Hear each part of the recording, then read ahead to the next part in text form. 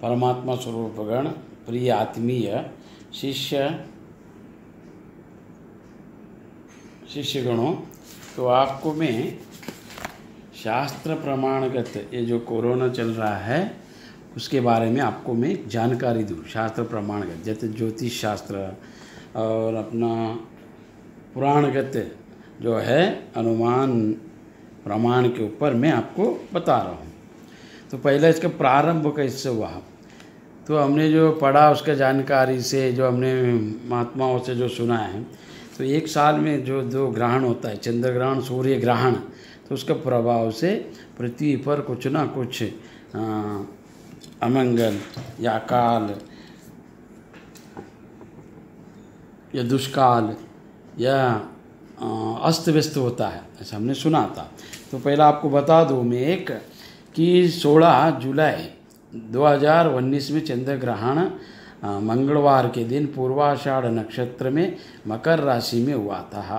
तो वहाँ से ये प्रारंभ हुआ।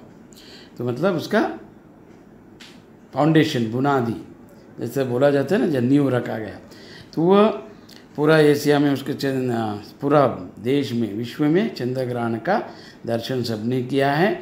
मगर वहाँ पर ग्रह का अनुकूलता था, तो इसके लिए उसमें कुछ ये कोरोना का महामारी का कुछ दुष्प्रभाव दिखाई नहीं दिया। तो चलते चलते वो 6 महीने के बाद 26 दिसंबर 2019 में सूर्य ग्रहण हुआ।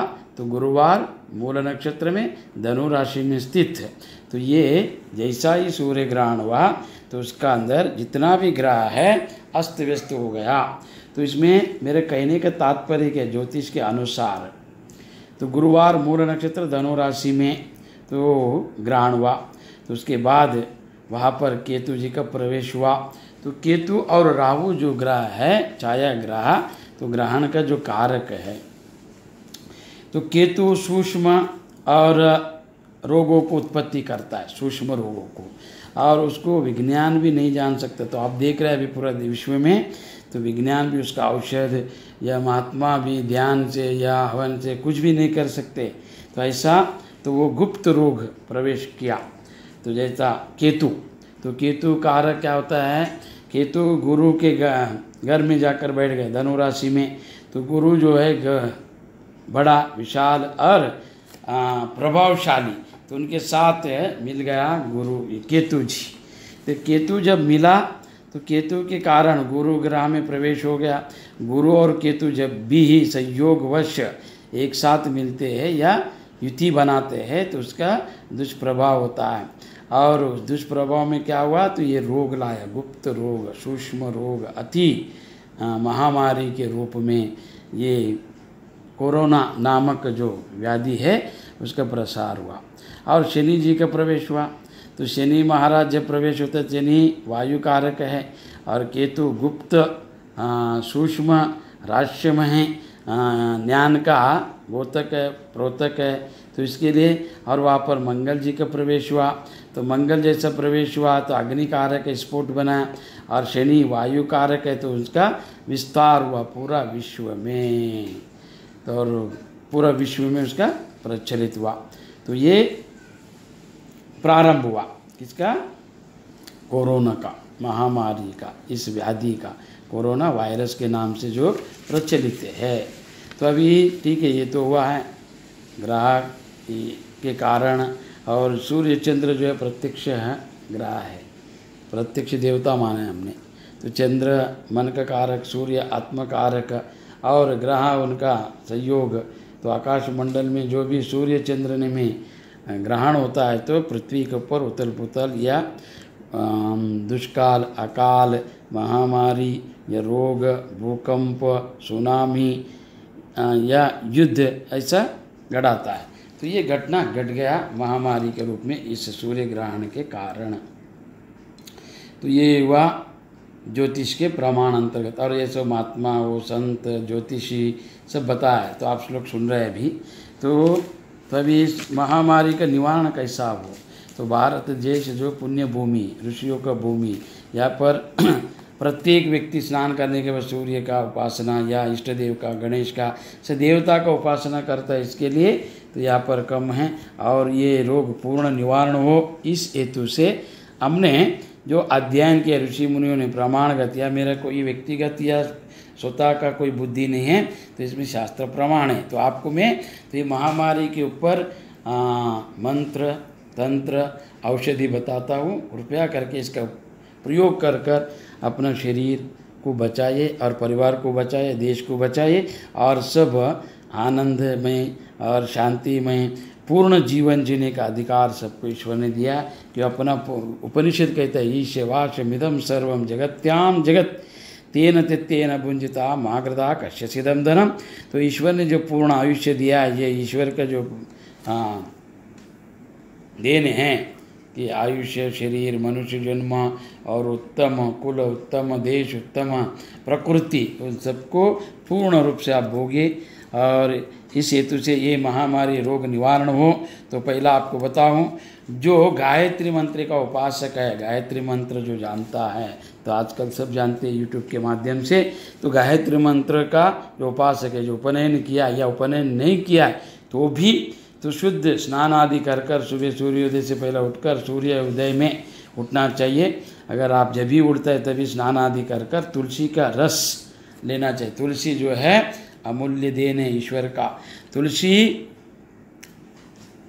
प्राण शक्ति, उसमें प्राण का पूर्ण रूप से 100% या 100% प्राण उसमें भरा हुआ है, प्राण ऑक्सीजन। तो उस तुलसी के रस में गोरख मुंडी नामक एक वनस्पति है। गोरख मुंडी वह सभी पंसारी की दुकान में मिलता है, तो गोरख मुंडी, तो उसको लेकर उसका चूर्ण या पाउडर लाकर, तो 3 चमचे या 4 चमचे तुलसी के रस में आधा चमचा इस गोरख मुंडी औषध को पाउडर को डालकर, थोड़ा भस्म को डालकर गायत्री मंत्र का जाप कर कर संकल्प करें कि मेरे शरीर में या मेरे तन में जो भी रोग है, ग्रह दोष हो या नरदृष्टि हो या किसी कारणवश आया हुआ सब रोग मिट जाता, ये अनुभवजन्य विषय। मैंने इस प्रयोग को 10 साल पहला जितना भी हृदय रोगी था, श्वास का रोगी था, सर दुख रहा था या वेट से जो, और मैं भी इसका प्रयोग किया है। मैं जब ध्यान कराता था तो इस रस को पिलाकर गायत्री मंत्र का और प्राणायाम कराकर ध्यान कराता था, तो वेट लॉस हुआ, कितना रोग भी गया, अवगुण भी गया और बुराई चला गया। उसके अंदर जो बुराई था, सिगरेट पीना, मांस खाना, दारू पीना, व्यासन मुक्ति भी हुआ है। तो ये मेरा अनुभवजन्य विषय है। तो ये महामारी के काल में आप लोग को बता रहा हूँ, और ये आपके ऊपर है करना या नहीं करना, पर बताना मेरा धर्म है, क्यों मैं सन्यासी हूँ।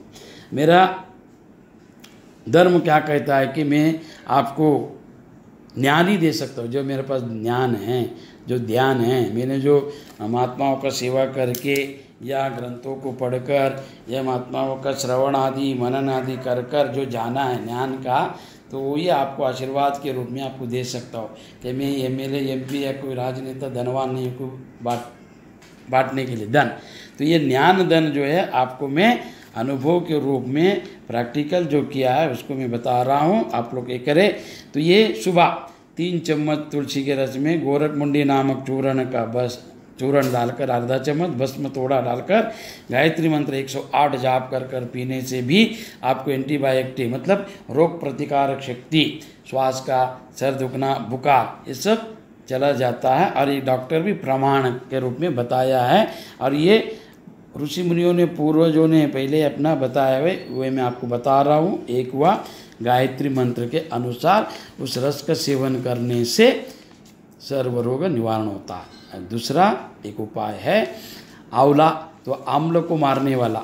तो त्रिफला जो है ईश्वर ने दिया एक अमूल्य देन है अपना, जो भी बताया है शास्त्रों में ऋषि मुनियों ने। आंवला, अरड़ा बरड़ा आप सब जानते हैं। त्रिफला, ये 3 गुण है उसमें, वात कफ और पित्त को मिटाने वाला। तो ये आंवला जो आम्ल को, पित्त को मिटाता है, तो इसके लिए इसका चूर्ण तो जो भी लेता है, तो आँख, कान, नाक, गला, सर्व इंद्रिया स्वस्थ रहता है और बाल अच्छा रहता है, आँख अच्छा रहता है, काशी नहीं आता है, और इसमें ऑक्सीजन के कारण ये रोग प्रतिकारक शक्ति है। तो मैं आपको ये एक मैंने अनुभव किया हुआ विषय को बता रहा हूँ। आंवला चूर्ण 50 ग्राम, अमृतवेली करके नामक अमृत, उसका नाम ही अमृत है, उसको 50 ग्राम, अश्वगंधा 50 ग्राम, गोरखमुंडी 50 ग्राम, वंशलोचन करके एक है उसको मिलाओ, और तुलसी का पत्ते का चूर्ण। तो ये सब चूर्ण सम प्रमाण में लेकर मिला के रखो, और भोजन से पहला सुबह और भोजन के बाद रात को, ये 2 टाइम भी आप अगर लिया तो सर्व 360 रोग इसमें निवारण हो सकता है। तो सर दुखना क्यों, कोरोना का वायरस का जो लक्षण है, सर दुखना, गला काशी आना या हल्का सा बुखार आना, और उसमें फिर लंग्स को पूर्ण रूप से छेद करना, तो उसे तो महामारी मृत्यु को रूप देता है, यम को रूप में परिणित होता है। तो दया करके ये जो औषध है पूर्वजों ने, ऋषि मुनियों ने पहले से जो चल रहा था, और ये घर घर में गांव-गांव में तो प्रचलित है, सब करते हैं। तो इसमें ये विषय को आप अनदेखा ना करते हुए, ऋषि मुनियों का और देन है, और ये सब सस्ता में मिलता है, और ये कोई साइड इफेक्ट नहीं है इसमें, कि ये वनस्पति है, ईश्वर का देन है, प्रकृति का देन है। तो मैं आपको उसका अनुभव प्रमाण बहुत महात्माओं ने बताया रहेगा, बताते भी है, और ये पहले से जो है उसी को आपको मैं बता रहा हूँ। आंवला, अमृतवेला, अश्वगंधा, गोरखमुंडी, वंशलोचन, तुलसी का पत्ते का चूर्ण, इन सब का चूर्ण को अर्धा चम्मच लेना चाहिए। तो ये हुआ औषध का उपाय। अभी मैं आपको मंत्रोपाय बताता हूँ। तो मंत्र क्या है, तो जो साधक है, जो गुरुनिष्ठा है, तो पहला तंत्रोक्त मंत्र बताता हूँ। ओम ह्रीं दुम दुर्गे नमः। तो ये अष्टाक्षरी मंत्र है महाजगत जननी का। तो इसमें जो दुर्गति को नाश करने वाला जो दुर्गा है, जो दुर्गा है ने जो रक्षणा करता है, उसका नाम है दुर्गा। तो ऐसा महामाता जगत जननी ओम ह्रीं दुम दुर्गे नमः, तो 1008 आप सुबह स्नान आदि कर कर जाप करने से भी रोग प्रतिकारक शक्ति बढ़ता है, और ग्रह दृष्टि निवारण होता है। और ग्रह दूसरा मंत्र है ओम ह्रीं बगड़ाये नमः। ओम ह्रीं बगड़ाये नमः, ओम ह्रीं बगड़ाये नमः, ये बगड़ामुखी मंत्र है। तो ये मंत्र शत्रु के लिए करते हैं, तो वो अलग है। यहाँ पर मैंने आपको बताया ओम ह्रीं बगड़ाये नमः, तो ये रोग उच्चाटन करता है। तो रोग जैसा शत्रु उच्चाटन करता है, वैसा रोग का भी उच्चाटन करता है। तो ये मंत्र को भी आप साधना के रूप में ले सकता है। सुबह शाम 108 या 1008 मंत्र का जाप करें। और ने शिव जी का जो प्रिय है, शिव भक्त है, तो उनके लिए क्या है, ओम ह्रीं शिवाय नमः। शिव अमृत स्वरूप है, मृत्युंजय। तो उनका भी तो आप शिवलिंग के ऊपर जल चढ़ाकर ये मंत्र के बेल फूल चढ़ाकर ये मंत्र का जो साधना करता है, ओम ह्रीं शिवाय नमः, ऐसे 108 1008 जाप कर कर उस तीर्थ को पान करता है, और बेल का पत्ते को लेकर उसका रस में तीर्थ को मिलाकर सेवन करने में से भी आपको रोग प्रतिकारक शक्ति बढ़ता है, बल बढ़ता है, और आपका बुद्धि भी बढ़ेगा, आयुष्य भी, और शिव जी का कृपा हो जाएगा। एक हो गया वेदोक्त मंत्र, तंत्रोक्त मंत्र। और आप तो जानते हैं धन्वंतरी आयुर्वेदिक का जो देवता है, तो धन्वंतरी जी ने अपना आयुर्वेदिक ग्रंथों में और पुराणों में इस मंत्र का प्रचलित है, और सब जानते हैं, अपने अनेक जगत गुरुओं ने भी बताया। तो ओम अच्युता अनंत गोविंदा ये सूत्र मंत्र है। ओम अच्युता अनंत गोविंदा, जहाँ पर आपका पेट दुखता है या छाती दुखता है, गला दुखता है, सर दुखता है, तो आँख बंद करके स्मरण कर कर वहाँ पर हाथ रख कर तो उस मंत्र का ध्यान करने से भी तो रोग निवारण होता है। ओम अच्युता अनंत गोविंदा, ओम अच्युता अनंत गोविंदा। तो ऐसा आप लोग इस मंत्र का भी उपयोग कर सकते हैं। तो ये हुआ पुराणोक्त, वेदोक्त, तंत्रोक्त मंत्र।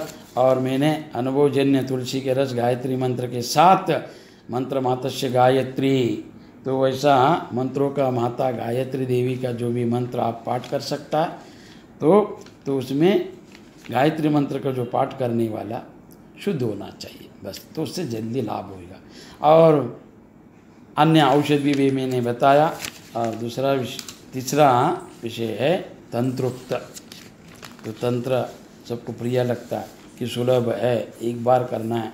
तो मैंने तो ये ग्रहण के कारण जो ग्रहण के बाद जो ग्रह का युति है, जैसा केतु जी गुरु के घर में जाकर बैठ गया तो सूक्ष्म रूप से रोग को प्रसार किया। गुरु बड़ा प्रसन्न करने वाला, वायु के वेग से बढ़ गया तो शनिदेव और मंगल स्फोटक, ऐसे 6 ग्रहों का वहाँ पर मिलन के कारण ये फैल गया।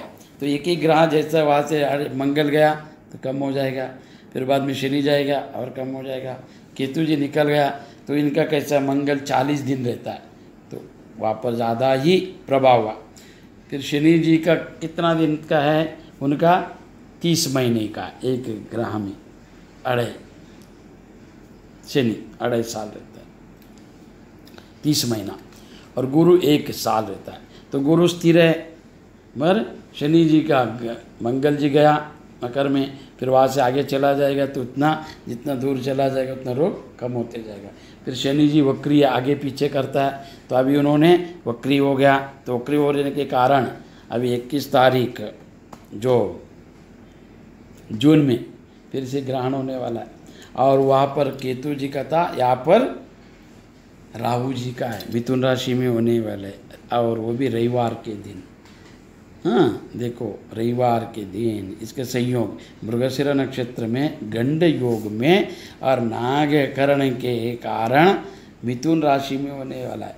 तो वो 21 तारीख को 21 जून 2020 को होने वाला कंकणाकृत सूर्य ग्रहण। तो ये आप लोग जाने, उसको मैं आगे बताऊंगा। तो पहला, ये रोग निवारण के लिए तंत्रोक्त उपाय क्या है।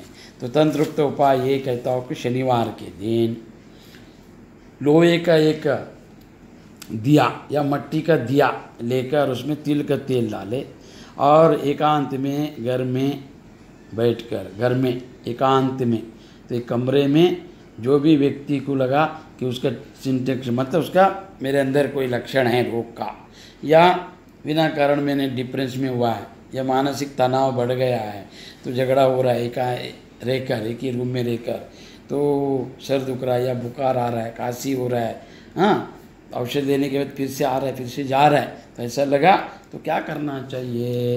तो उनको ग्रहण का दुष्प्रभाव रहेगा उनके ऊपर, तो उसके लिए क्या करना चाहिए, लोहे का बर्तन में या लोहे का दिया या मिट्टी का दिया में तिल का तेल भरकर एकांत में निर्वस्त्र दिगंबर नग्न होकर, तो उसमें संकल्प करना चाहिए, चेहरा देखना चाहिए कि मेरा जो शरीर का अंदर छुपा हुआ रोग या ग्रह रोग, ग्रह दृष्टि, नर दृष्टि, या मेरा कि मन का एक भावना है कि रोग रहेगा, तो ऐसा जिनको लगता है तो कृपया करके शनिवार को रात्रि में, तो रात्रि यानी 7 से लेकर सूर्यास्त के बाद से 10 बजे के अंदर, तो वो तेल भरकर तो पैर से ऐसा ऊपर देखते देखते देखते आना चाहिए। तो उसमें भावना करना चाहिए, कल्पना करना चाहिए, भावना करके कल्पना, तो कल्पना करनी चाहिए कि मेरा अंदर का रोग उसमें चला गया है।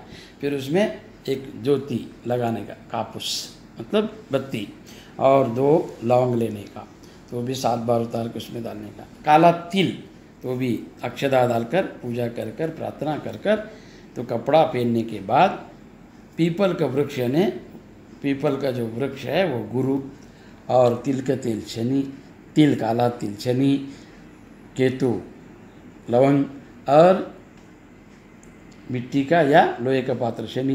तो इसके कारण वो ये सब ग्रहों का धातु और ग्रहों का उपाय है। तो उसको वहाँ पर रख कर जो आएगा 3 शनिवार, तो उसको ये रोग आएगा नहीं, और ये रोगी नहीं, ग्रह दृष्टि, नर दृष्टि या मानसिक जो व्याधि है चला जाता है। ये तंत्रोक्त उपाय है। दया करके तंत्रोक्त उपाय को योग्य काल में और किसी की दृष्टि नहीं पड़ते हुए जानकर अच्छी तरह और करना योग्य है क्या योग्य है या समय है, तो ऐसा आप अनुकूलता है तो आप कर सकते हैं, अनुकूलता नहीं है तो क्या करना चाहिए। तो समझो आपको लगा कि मैं दिगंबर नहीं कर सकता हूँ, तो मुझे शर्म आता है, तो या डर लगता है तो मत करें। अगर दूसरा उपाय है क्या, तो आप, और आज अच्छा सुनो, दूसरा उपाय क्या है, काला तिल, अक्षदा और काले कपड़े में लवंग, हाँ, वो सब रखकर 50 ग्राम काला तिल, थोड़ा लवंग, अक्षदा और वो बांध कर काले कपड़े में 7 बार उतार कर भी दिन में, शनिवार के दिन हनुमान मंदिर में जाकर तिल के तेल में डुबाकर जला सकता है एक, या पीपल के वृक्ष के पास भी उसको स्पर्श कराकर तिल के तेल में डुबाकर जला सकता है। ये 3 शनिवार करना चाहिए।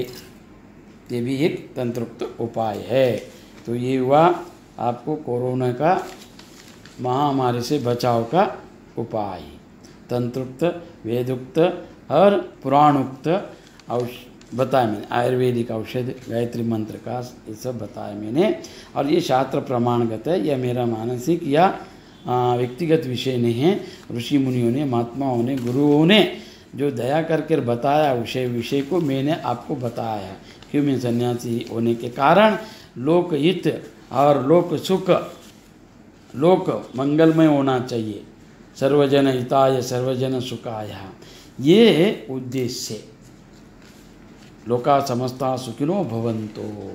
तो इस कारण से मैंने आपको बताया है। तो ये आप ये सब उपाय कर कर घर में सुस्त और आरोग्यवान, ऐश्वर्यवान रहकर इस महामारी से कोई डरे नहीं, और डर के कारण रोग बढ़ता है।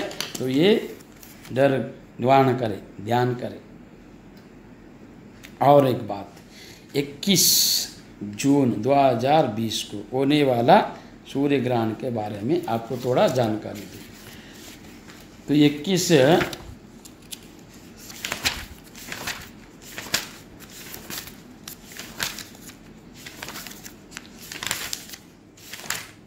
जून अमावस्या के दिन रविवार है, और रविवार का अमावस्या यानी बहुत जड़ मतलब बड़ा।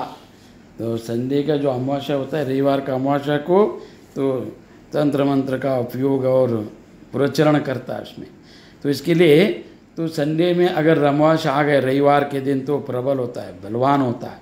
तो उसी में तो 21 जून 2020 को होने वाला कंकणग्रस्त सूर्य ग्रहण, तो ये कभी किस में होने वाला है, तो मिथुन राशि में। आपको ये विशेष बताऊं, अभी का जो 21 पहला जो 20 दिसंबर में हुआ सूर्य ग्रहण, वो किस में हुआ, धनु राशि में हुआ। तो अभी 21 जून में जो होने वाला 2020 का जो सूर्य ग्रहण है वो हो रहा है मिथुन राशि में, और मिथुन राशि में विराजमान है राहु। तो ये केतु और राहु का काल कितना है पता आप लोग को, 30 महीना, हाँ नहीं 18 महीना, नहीं सॉरी 18 महीना। शनि 30 महीना रहता है, तो राहु और केतु कितना रहता है, 18 महीना। तो देखो, तो इसके लिए और केतु के ऊपर राहु का दृष्टि है, और अभी राहु के ऊपर केतु का दृष्टि रहेगा। तो केतु गुप्त रोग को लाया, उसका विज्ञान को, ज्ञानी लोग को, महात्मा लोग किसी को समझ में आया नहीं, इतना जटिल रहस्यमय था। तो जैसा बढ़ गया तो रहस्य खुल जाएगा। राहु क्या करता है, राहु रोग निवारण करता है, वो भी गुप्त रोग लाएगा, मगर वो रोग का औषध भी लाएगा। और वो राहु का दूसरा कार्य क्या है, तो राहु क्या करता है, एक स्मगलिंग, तक्षरी या चोरी, मारी, डकैती और बलात्कार, ये सब उसका काम है। दुष्ट प्रवृत्ति, पीना खाना मौज मजा करना, उसमें प्रवृत्त कराएगा लोगों को, मगर ये रोग से निवारण देगा। तो इसके लिए दया करके उससे भी आप लोग छूटे। तो ये ग्रहण काल में ये सबसे बड़ा ग्रहण है। तो ये 6 घंटे का, मेरे ख्याल से 5 साढ़े 5 घंटे के ग्रहण है। तो 20 जून रात्रि को इसका वेद लगता है, और 21 जून को ये प्रारंभ होता है। तो इसके लिए आप लोग 10:01 में इसका स्पर्श है, और मध्य इसका 11, 11.5, मोक्ष इसका है तो ये पूरा 13, मतलब 10, 11, तो 1 बजे से 4, 4.5 घंटे का ये पूरा मिलकर ये कितना है, 4 या 4.5 घंटे का है, सबसे बड़ा ग्रहण है। तो इसमें आप मंत्र को पूर्वचरण करो, तंत्र को लिखो, यंत्र को सिद्धि प्राप्ति करो, तो वो एक है। और इसमें वृद्ध और जो रोगी है, जो अशक्त है, गर्भवती है, उनको ये कोई पालन करने की जरूरत नहीं है। मगर इसमें क्या क्या करना चाहिए ग्रहण में, क्या नहीं करना चाहिए। तो ग्रहण में भोजन नहीं करना चाहिए, विषय नहीं करना चाहिए, मलमूत्र का त्याग नहीं करना चाहिए और सोना नहीं चाहिए। अगर बीमार है, गर्भस्त्री है, गर्भवती है, तो बालक है, तो उनको सुला सकते हैं, उसमें कुछ नहीं।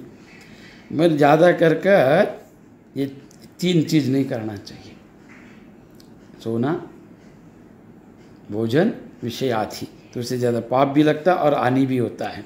तो ये हो गया। तो और पर्व काल में, ग्रहण का स्पर्श काल में स्नान करना चाहिए। और कोई भी एक मंत्र को, गुरु मंत्र हो, इष्ट मंत्र हो या गायत्री मंत्र हो, ध्येय मंत्र हो, उसका पूर्ण रूप से 3 घंटा आप उसका जाप करें तो वो सिद्धि प्राप्त होता है मंत्र का।